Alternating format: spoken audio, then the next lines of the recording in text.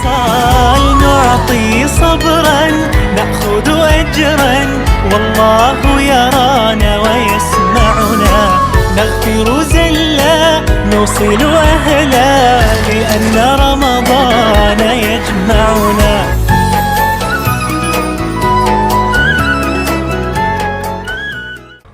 أعوذ بالله من الشيطان الرجيم.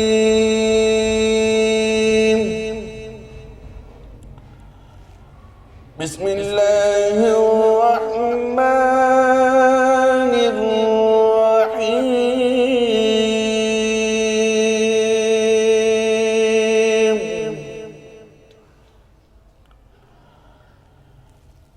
إنا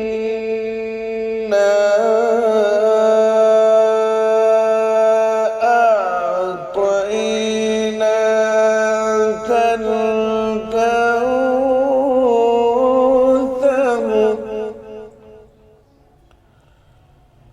فصل لربك وانحر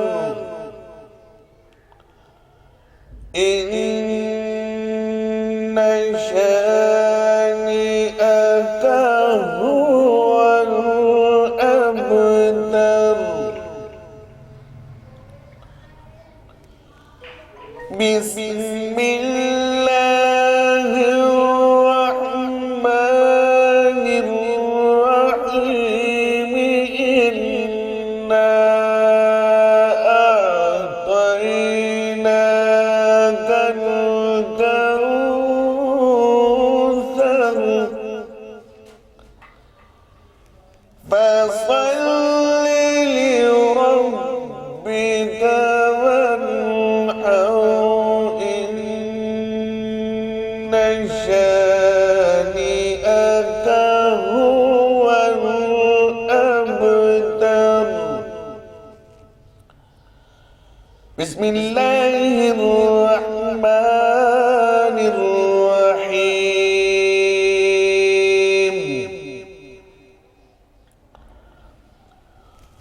قل هو الله أحد الله الصمد لم يلد ولم يولد ولم يكن له كفوا أحد. بسم الله الرحمن الرحيم. قل هو الله أحد الله الصمد. قل هو الله أحد الله الصمد لم يلد ولم يولد ولم يكن له كفوا أحد. لم يلد ولم يولد ولم يكن له كفوا أحد. صدق الله العظيم. ماشاءاللہ جزاک اللہ. یہ تھے قاری محمد عارف نقشبندی صاحب جو کہ اپنی خوبصورت آواز میں تلاوت قرآن پاک پیش کر رہے تھے. بسم اللہ الرحمن الرحیم. شروع اللہ کے نام سے جو بڑا مہربان نہایت رحم کرنے والا ہے. جو لوگ ایمان لائے اور وطن سے ہجرت کر گئے اور اللہ کی راہ میں اپنی مال جان سے لڑے، وہ اور جنہوں نے ہجرت کرنے والوں کو جگہ دی اور ان کی مدد کی، وہ آپس میں رفیق ہیں. اور جو لوگ ایمان تو لے آئے، ہجرت نہیں کی، اور جب تک وہ ہجرت نہ کریں ان کی رفاقت تمہارے لیے کوئی سروکار نہیں، اور اگر وہ تم سے دین کے معاملات میں مدد طلب کریں تو تم کو مدد کرنی لازم ہے، مگر ان لوگوں کے مقابلے میں کہ تم میں اور ان میں عہد ہو، اور اللہ تمہارے سب کاموں کو دیکھ رہا ہے۔ بے شک صدق اللہ العظیم۔ بسم اللہ الرحمن الرحیم۔ تمام حاضرین، تمام ناظرین، تمام دیکھنے والوں کو اور تمام چاہنے والوں کو میرا السلام علیکم۔ ناظرین، امید کرتا ہوں آپ یہاں بھی ہوں گے، ٹھیک ٹھاک ہوں گے اور رمضان المبارک کے بابرکت مہینے سے فائدہ اٹھا رہے ہوں گے۔ دوسرا عشرہ گزر چکا اور آج رمضان المبارک کا 22واں روزہ ہے۔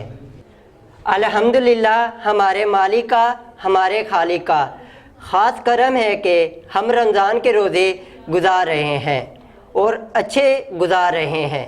رمضان المبارک کے اس بابرکت مہینے کے آخری عشرے میں کیا کیا چیزیں ضروری ہیں، کن چیزوں سے ہمیں رمضان المبارک میں بچنا چاہیے اور کیا کام کرنے چاہیے، اس کے متعلق ساری آپ کو باتیں بتائی جائیں گی۔ تو ناظرین، نعت رسول مقبول صلی اللہ علیہ وآلہ وسلم کے لیے میں دعوت دوں گا کرن ہاشمی کو۔ صلی اللہ علیہ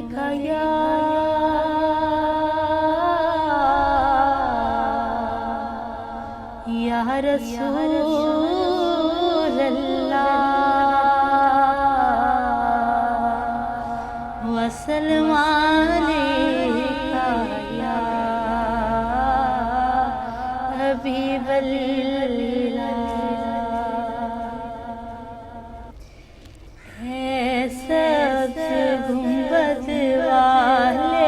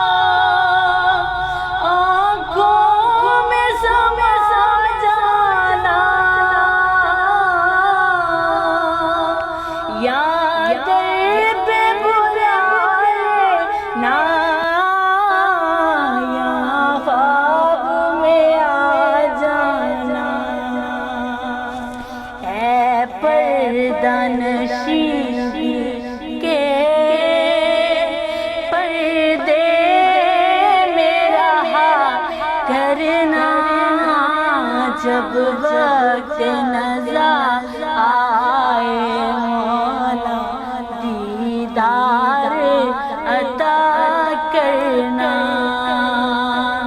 اے سبز گنبد والے منظور دعا کرنا، جب وقت نظر آئے دیدار عطا کرنا۔ محبوب الہی سا کوئی نہیں دیکھا، یہ شان ہے ان کی کہ سایہ بھی نہیں دیکھا، اللہ نثار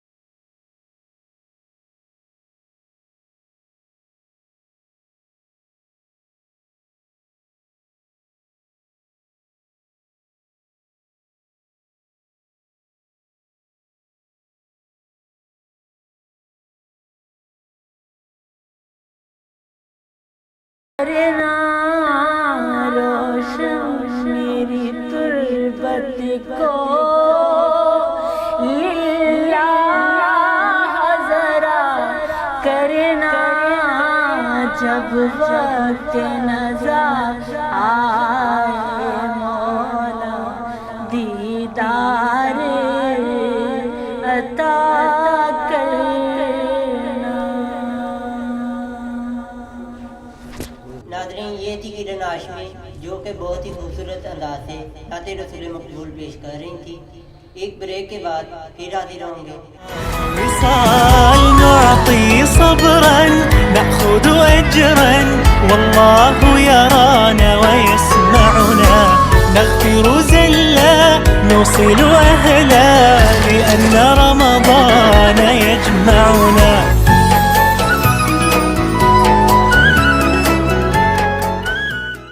welcome back from the break. تو جیسا کہ ناظرین میں نے آپ کو بتایا ہے کہ آج رمضان المبارک کا 22واں روزہ ہے، تیسرا عشرہ اپنے عروج پر ہے۔ میں قاری صاحب سے تیسرے عشرے کی فضیلت کے حوالے سے پوچھنا چاہوں گا کہ قاری صاحب کیا فضیلت ہے تیسرے عشرے کی رمضان المبارک؟ اعوذ باللہ من الشیطان الرجیم، بسم اللہ الرحمن الرحیم۔ فَقُلْتُ اسْتَغْفِرُوا رَبَّكُمْ إِنَّهُ كَانَ غَفَّارًا يُرْسِلِ السَّمَاءَ عَلَيْكُمْ مِدْرَارًا وَيُمْدِدْكُمْ بِأَمْوَالٍ وَبَنِينَ وَيَجْعَلْ لَكُمْ جَنَّاتٍ وَيَجْعَلْ لَكُمْ أَنْهَارًا إِنَّ اللَّهَ وَمَلَائِكَتَهُ يُصَلُّونَ عَلَى النَّبِيِّ يَا أَيُّهَا الَّذِينَ آمَنُوا صَلُّوا عَلَيْهِ وَسَلِّمُوا تَسْلِيمًا۔ الصلاة والسلام عليك يا سيدي يا رسول الله وعلى آلك وأصحابك يا سيدي يا حبيب الله۔ الصلاة والسلام عليك يا سيدي يا نور الله وعلى آلك وأصحابك يا سيدي يا رحمة للعالمين۔ اللہ تبارک و تعالیٰ نے قرآن مجید فرقان حمید کے 29ویں پارے میں سورۃ نور کے اندر اعلان کیا کہ جب کوئی خالق کائنات سے معافی مانگتا ہے، مغفرت طلب کرتا ہے، اپنے گناہوں کی معافی چاہتا ہے، تو رب العالمین اسے کس طرح معاف کرتا ہے کہ رب العالمین نے اس کے لیے کیا اجر رکھا ہے۔ رحمت دو عالم صلی اللہ علیہ وسلم، آقا کریم صلی اللہ علیہ وسلم نے فرمایا کہ رمضان المبارک میں 4 عمل ایسے ہیں جو ہر مومن کے لیے ذریعہ نجات ہیں، اور وہ عمل کیا ہیں؟ سید الانبیاء صلی اللہ علیہ وسلم نے ارشاد فرمایا کہ 2 عمل وہ ہیں جو اللہ کی رضا کے لیے ہیں، اور 2 عمل وہ ہیں جن کے بغیر ہمارا اپنا گزارا نہیں ہے۔ اب جو اللہ کو راضی کرنے والا عمل ہے وہ کیا ہے کہ لا الہ الا اللہ، اس کی کثرت کی جائے، ذکر الہی کیا جائے، اور اللہ کا جو ذکر ہے، الا بذکر اللہ تطمئن القلوب۔ اللہ کے قرآن نے اعلان فرمایا کہ کسی جہان کی چیز میں سکون نہیں ہے، محلات میں، کاروبار میں، جائیداد میں سکون نہیں، سکون ہے تو اللہ کے ذکر سے ہے۔ اور پھر حدیث پاک ہے کہ رحمت دو عالم صلی اللہ علیہ وسلم نے ارشاد فرمایا، آقا کریم صلی اللہ علیہ وسلم نے فرمایا افضل الذکر لا الہ الا اللہ وافضل الدعاء الحمدللہ، کہ جو سب سے افضل ذکر ہے وہ ہے لا الہ الا اللہ، اور سب سے افضل دعا جو ہے وہ ہے الحمدللہ، کہ اس رب کا شکر ادا کرتے رہنا۔ پہلی چیز تو اللہ کا ذکر ہوا، اور دوسری چیز رحمت دو عالم صلی اللہ علیہ وسلم نے فرمایا کہ استغفار کرتے رہو، کہ جو اللہ کی خوشنودی حاصل کرنے کے لیے عمل ہے وہ ہے اللہ کا ذکر اور استغفار کرتے رہنا۔